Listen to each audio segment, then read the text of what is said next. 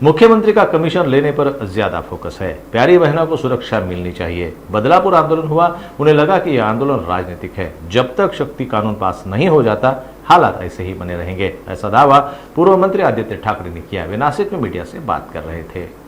नक्कीच संतापजनक आहे।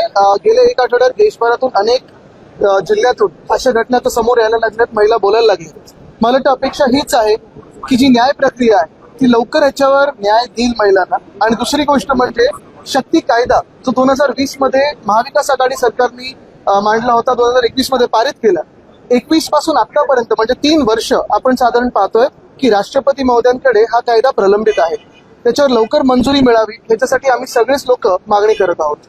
टक्केवारी मला वाटतं घटनाबाह्य मुख्यमंत्र्यांना जास्ती माहिती असते, पण लाडकी बहीण सोबत आम्हाला सुरक्षित बहीण देखील पाहिजे। काल जर आपण पाहिलं असेल तर बदलापूर इथे काल आणि परवा ह्या 2 दिवसामध्ये मिंदेंचेच एक नेते आहेत वामन म्हात्रे, त्यांनी सांगितलं होतं, रिपोर्टरनंच विचारलं होतं, तू अशी का रिपोर्ट करतोस, तुझा विचार।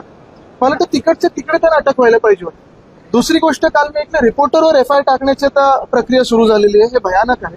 तिसरी गोष्ट म्हणजे जे आंदोलन करते होते, आंदोलन कोणासाठी करत होते तर एका गरोदर महिलेसाठी जिला 10 तास बसवलं, त्या 300 लोकांना FIR टाकले, त्यांना जास्ती कस्टडी मिळाली। आणि ज्यांनी मूळ ती घटना म्हणजे घडवून आणली तो जो कोणी राक्षस होता त्याला किती 2 की 3 दिवसाची सजा असतात।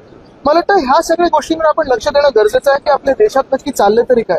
काल बीजेपीचे MLA बोललेत की ही सगळी राजकीय घटना होती, मुख्यमंत्री स्वतः बोललेत की हे सगळं राजकीय होतं, आणि काल तर मला सांगितलं की 2-3 महिन्यापूर्वी कोणातरी फाशी पण दिली।